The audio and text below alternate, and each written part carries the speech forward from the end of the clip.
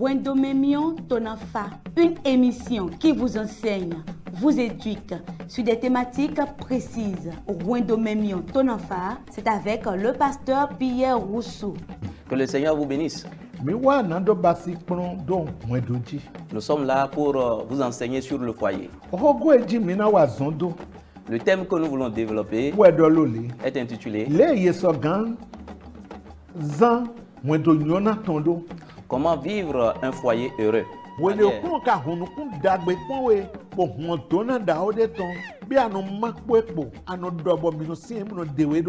Est-ce que lorsque tu trouves le bonheur, Wendomemion Tonafa, c'est tous les jeudis à 21h30 et les samedis à 10h30 sur la télé évangélique. Wendomemion Tonafa, suivez et apportez une touche spéciale à votre foyer.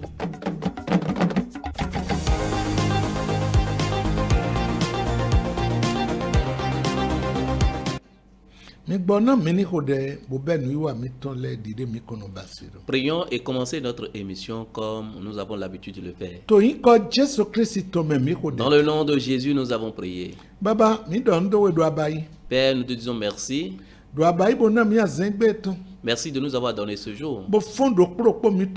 Et tu nous as réveillés, chacun de nous. Et tu nous as conduits dans nos allées et dans nos retours. Reçois l'honneur et la gloire. L'heure a sonné, nous sommes déjà là. Parle-nous et envoie-nous ta parole. Et à travers cette parole, délivre. Et fais-nous comprendre des choses. Et opère des miracles dans les foyers. Merci parce que tu nous as exaucés.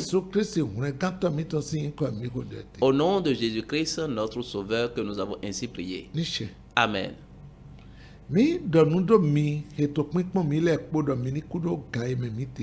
Nous vous saluons, vous qui êtes en train de nous regarder en ce moment, et nous vous disons bonne écoute à vous. Nous demandons que la bonté de Dieu vous localise et que ses bienfaits soient votre partage. Au nom de Jésus. Le thème que nous sommes en train d'étudier, œuvrer pour la vraie unité dans le foyer. Œuvrer pour la vraie unité dans le foyer. Dans l'enseignement que nous avions fait la fois dernière,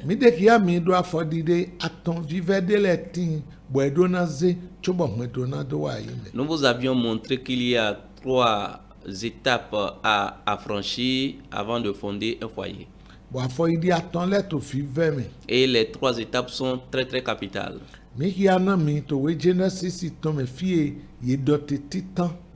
Nous vous avions lu dans le livre de la Genèse, là où on a dit cela premièrement. Et nous avons lu Genèse chapitre 2, le verset 24 en ce jour-là.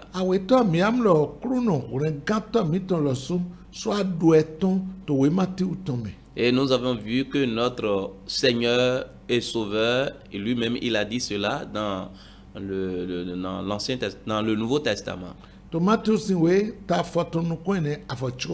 Dans Matthieu chapitre 19, le verset 6.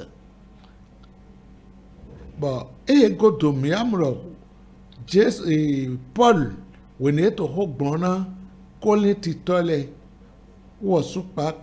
Et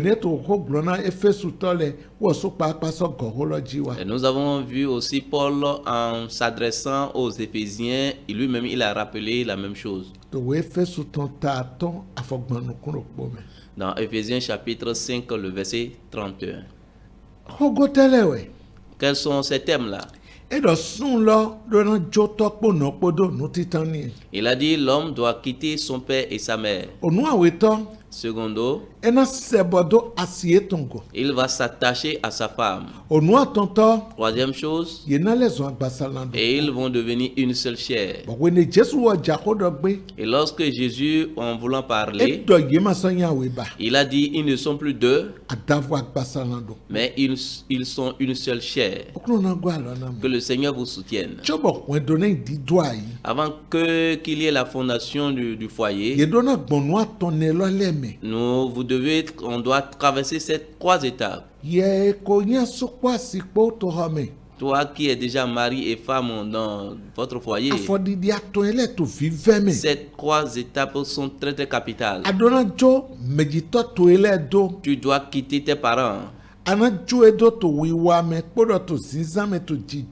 Tu dois les quitter dans les comportements, dans les attitudes et dans les caractères. Secondo, toi et ton mari, tu dois t'attacher à ton mari ou bien à ta femme. Tu dois t'attacher à ta femme. Et troisièmement, vous devez devenir une seule chair. Si les 2 étapes étaient mises en application, les 2 premières étapes étaient réellement mises en application, c'est immédiatement la 3e étape. Lorsqu'on quitte l'un, on accepte l'autre. Lorsque tu quittes le père et la mère, et tu t'es attaché réellement à ta femme, vous allez devenir une seule chair.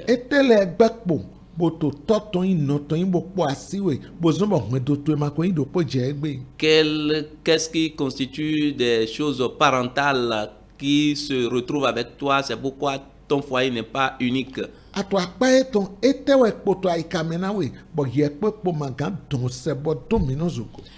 Tu es à côté, tu es auprès de lui ou bien auprès d'elle. Qu'est-ce qui est encore dans ton cœur et vous ne pouvez pas rester encore ensemble? Que le Seigneur vous soutienne. Laisse-moi te dire, si le foyer doit devenir réellement un, et ça va devenir une seule chair réellement, vous devez revenir ensemble et être ensemble attachés et faire des projets ensemble et penser en temps, ayez les mêmes pensées, les mêmes sentiments. Parce qu'au moment où vous êtes réunis ensemble, c'est maintenant que vous êtes foyer. Vous avez quitté quelque part et vous êtes revenus ensemble. Vous allez commencer ce qui vous convient réellement. Tu savais comment ton père et ta mère agissaient hier. Maintenant, vous aussi, vous allez commencer le vôtre. Ce n'est pas tout ce que nous avons vu auprès de nos parents que nous allons tous rejeter, qui est mauvais. Et ce que nous aussi, nous avons reçu par nos expériences, nous devons ramener, remettre tout ensemble. Et quelqu'un va faire sortir ce qu'il a, lui là, l'autre aussi va faire sortir ce qu'il a. Vous n'allez pas faire chacun pour soi. Mais vous devez ramener tout ensemble et faire toutes choses ensemble. Et c'est en ce temps-là que l'unité commence. Mais l'ignorance est en train de prendre l'ampleur aujourd'hui. Et l'ignorance est en train de détruire beaucoup de choses. Et c'est à cause de l'ignorance, ce qui ne devrait pas se passer se passe aujourd'hui. Que le Seigneur vous ouvre les yeux. À l'endroit du foyer, plusieurs personnes ne connaissent pas ce qu'on appelle réellement le foyer. Et ils pensent que c'est là où ils vont venir se cacher pour empêcher la pluie de tomber sur soi et retourner encore. Et les yeux par lesquels le monde regarde le foyer, les chrétiens aussi en regardent de cette même manière. Et cela ressemble à là où je dois me cacher quelque temps après, si c'est difficile, je peux encore me retourner. Est-ce que c'est comme ça réellement le foyer? Non, loin de là. Celui qui a réellement institué le foyer, il a dit quelque chose avant d'instituer le foyer. Nous allons ouvrir Genèse chapitre 2, le verset 18. Lisons. L'Éternel Dieu dit, il n'est pas bon que l'homme soit seul. Je lui ferai une aide semblable à lui.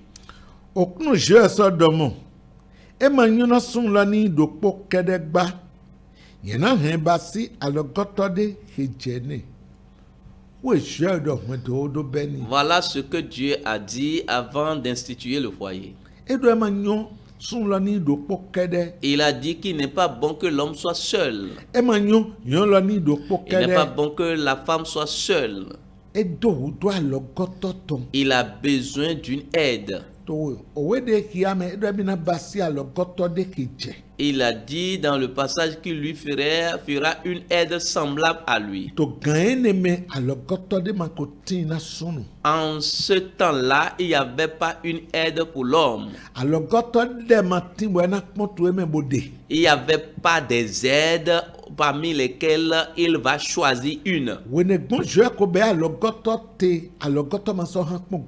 Et depuis ce jour que Dieu a fait une aide, il n'en manque jamais d'aide. Les aides sont toujours là. Et la Bible dit, il n'est pas bon que l'homme soit seul. Toi qui m'écoutes,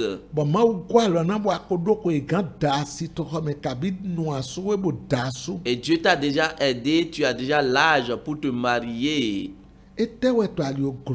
Qu'est-ce qui te bloque? Les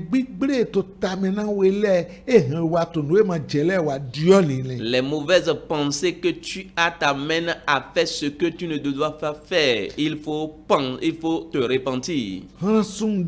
À l'endroit de certains hommes,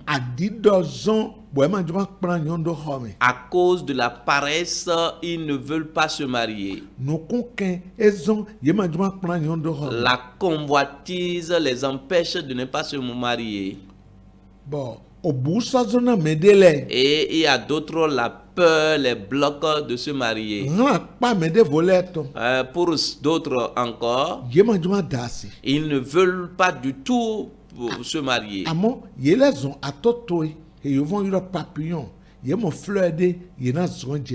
Et ils se ressemblent maintenant à des papillons. Lorsqu'ils voient des fleurs, ils tombent là-dessus.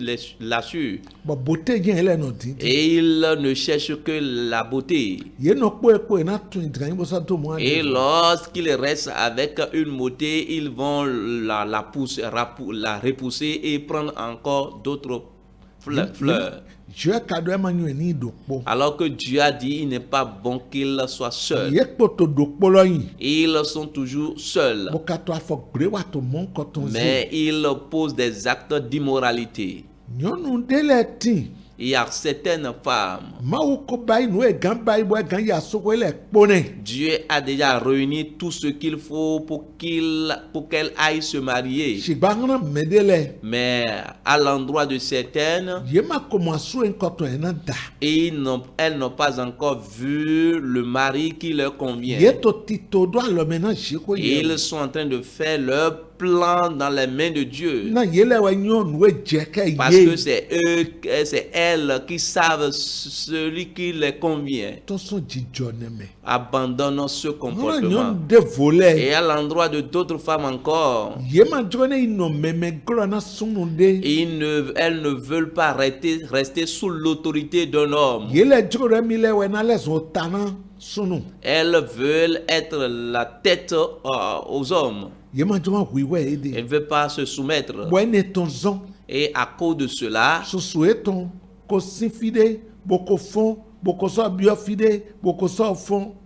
Elle a déjà quitté sous un toit, rentré dans un autre toit, allé dans d'autres toits, etc., etc.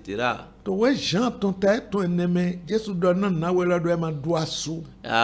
le livre de l'évangile selon Jean chapitre 4, Jésus a dit à cette femme-là qu'elle n'a pas de mari parce qu'elle ne fait que parcourir les foyers. Elle était contente de ce que Jésus lui avait dit. Et elle est allée voir les hommes, les gens pour dire: ah, venez voir, j'ai vu celui qui me dit tout ce que je fais. Si elle a avait repenti hier et elle était heureuse, toi-même répands-toi pour que tu sois heureuse. Et à l'endroit de certaines d'autres aussi, elles ont vu qu'elles n'en manquent de rien parce qu'elles sont riches. Laisse-moi te dire, l'argent diffère du mari. La richesse diffère du mari. La richesse ne peut pas te donner la réponse.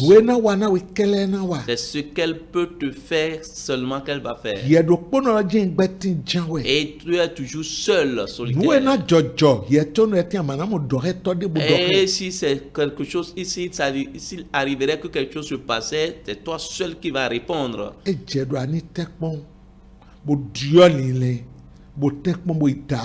Et il va falloir que tu changes ta pensée pour que tu ailles te marier. Voilà les différentes catégories de gens que je viens de dire. Peu importe quelle catégorie tu te trouves, la Bible dit qu'il n'est pas bon que tu sois seul.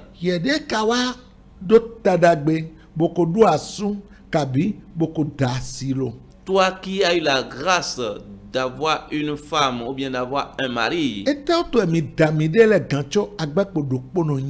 pourquoi est-ce que vous êtes marié et tu es toujours seul, solitaire?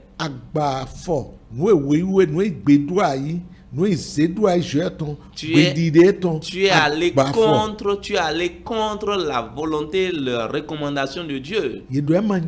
On a dit, il n'est pas bon que tu sois seul.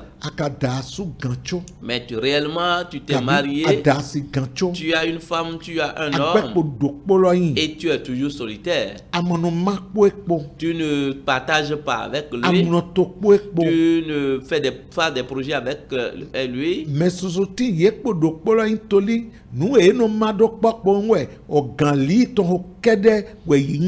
Il y a d'autres qui sont seuls. Ce qu'ils partagent ensemble avec leur mari ou bien leur femme, c'est le lit conjugal, c'est le sexe. C'est fini. C'est fini. C'est le moment du rapport sexuel seul qui sonne qu'ils savent que réellement ils sont mariés et femmes. La Bible dit qu'il n'est pas bon que vous soyez seul. Vous devez faire projeter des projets ensemble et accomplir des choses ensemble et discuter ensemble, sortir ensemble, penser ensemble. C'est en ce temps-là que Dieu serait content de vous. Et ceux qui sont autour de vous sauront réellement que vous êtes, il y a un mari et femme ici. Et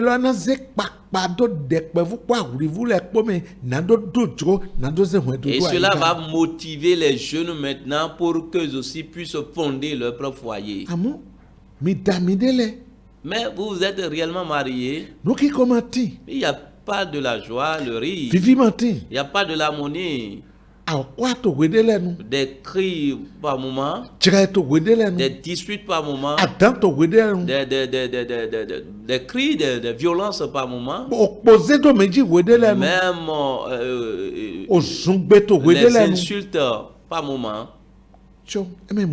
Mais ce n'est pas ce que la Bible a dit.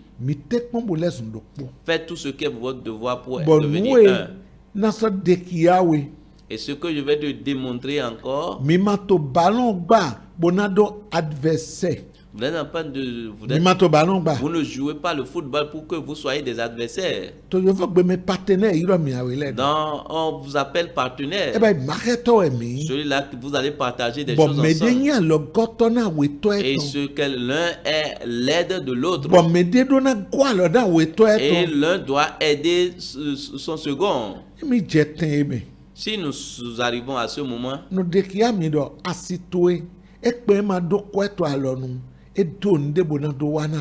vous demande réellement que si ta femme n'a pas de l'argent, elle a quelque chose à apporter réellement. Elle n'est pas là inutilement. Voilà ce qu'on est et ce qu'on ignore à l'endroit du mariage. En ce qui concerne le foyer, et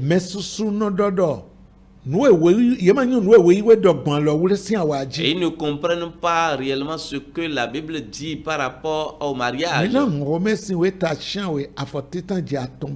Lisons Romains chapitre 7, le verset 1er au verset 3. Il est écrit: Ignorez-vous, frères, car je parle à des gens qui connaissent la loi, que la loi exerce son pouvoir sur l'homme aussi longtemps qu'il vit.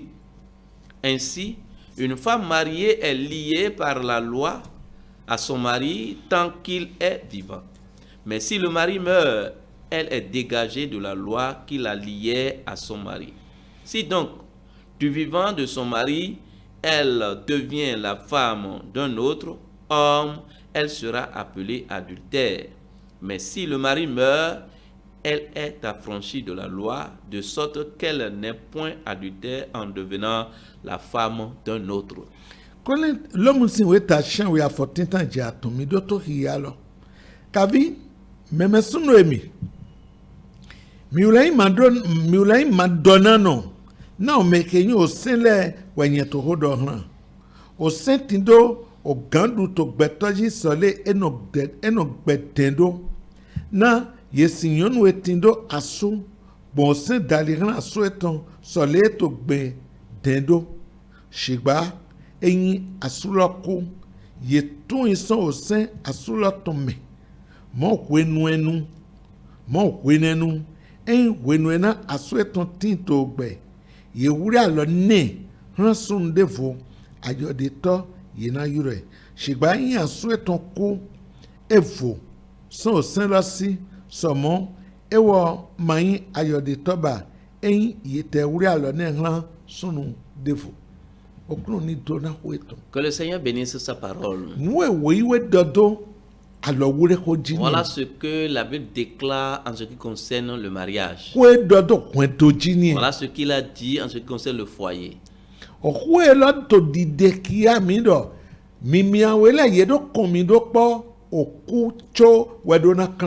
Ce passage montre que lorsque vous êtes liés, c'est la mort qui doit vous séparer.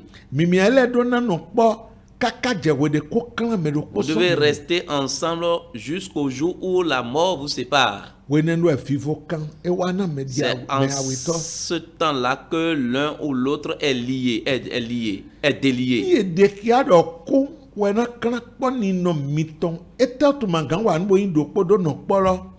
Si on dit que c'est la mort qui doit vous séparer, pourquoi est-ce que vous ne devez pas œuvrer pour qu'il y ait l'unité dans le foyer? Jusqu'à quand vous savez que vous allez demeurer ensemble?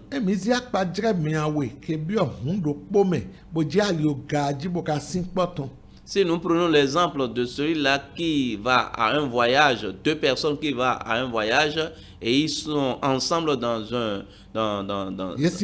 ils sont assis ensemble dans une même voiture. Et s'il veut faire un long voyage,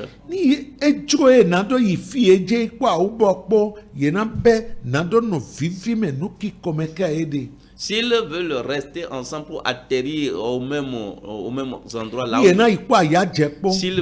s'ils vont voyager avec joie, Ils doivent rester dans la joie ensemble. Je parle de toi et ton mari, de ta femme et toi-même. Vous êtes sur un long voyage. Et vous êtes condamnés à rester ensemble, à avoir de la joie, à demeurer ensemble dans la joie. Et c'est là qu'il y a beaucoup de malcompréhension. Et il y a certaines personnes qui pensent que ce passage parle à ceux-là qui ont célébré leur mariage dans le Seigneur. Non.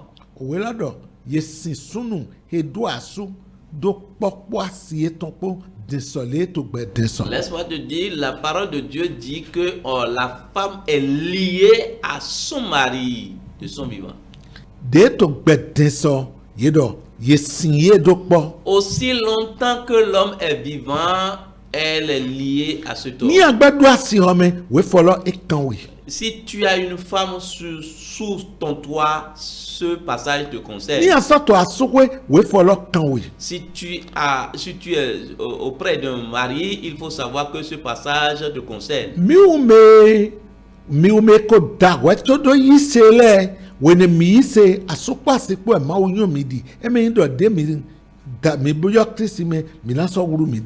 Vous qui étiez déjà mariés avant de venir dans le Seigneur sait que vous êtes mari et femme avant de venir vers lui.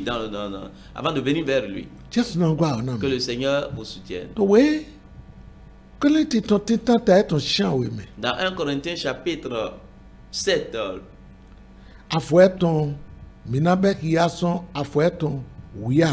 Nous allons commencer du verset 12.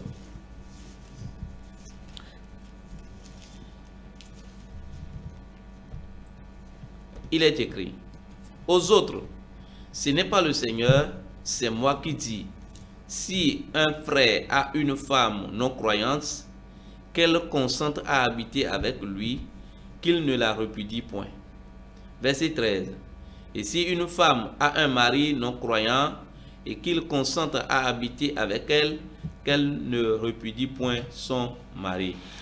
Shiba, non mais bolé, voyez tout dit. Emanyi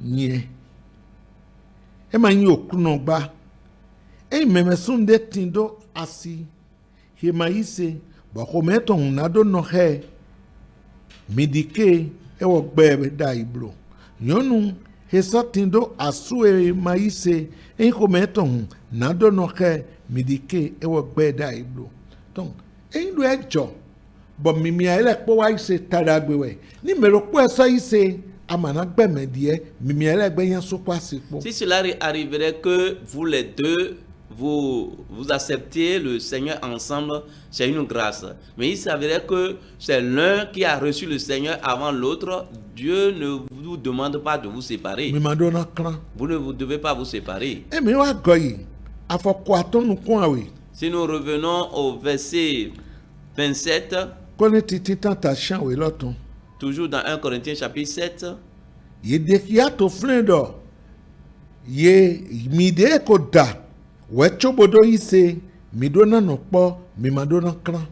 On a dit, si vous êtes déjà liés avant de venir dans le Seigneur, vous ne devez pas vous séparer.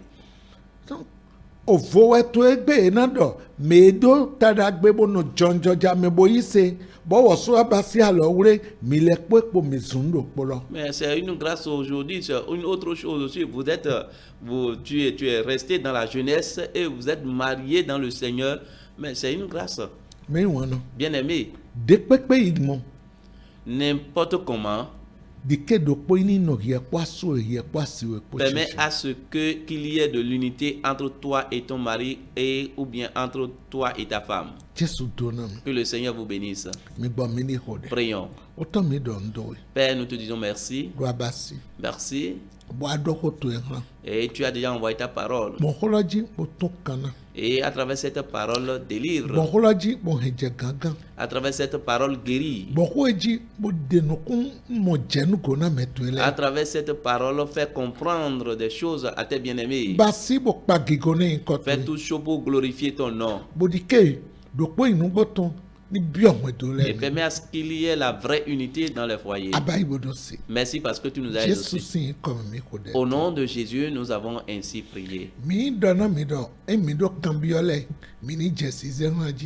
Nous vous avions demandé si vous avez des questions, commencez par envoyer ces questionnaires sur le numéro qui est au bas de votre écran. Que le Seigneur vous bénisse. À la prochaine.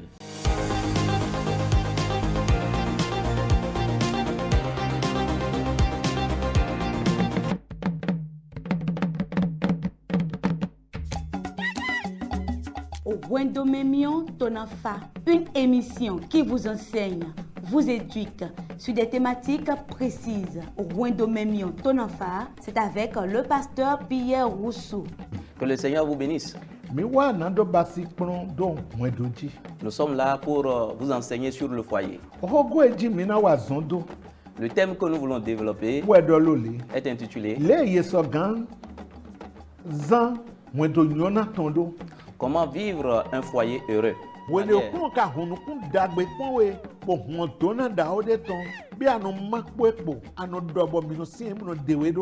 Est-ce que lorsque tu trouves le bonheur, Wendomemion Tonafa, c'est tous les jeudis à 21h30 et les samedis à 10h30 sur la télé évangélique. Wendomemion Tonafa, suivez et apportez une touche spéciale à votre foyer.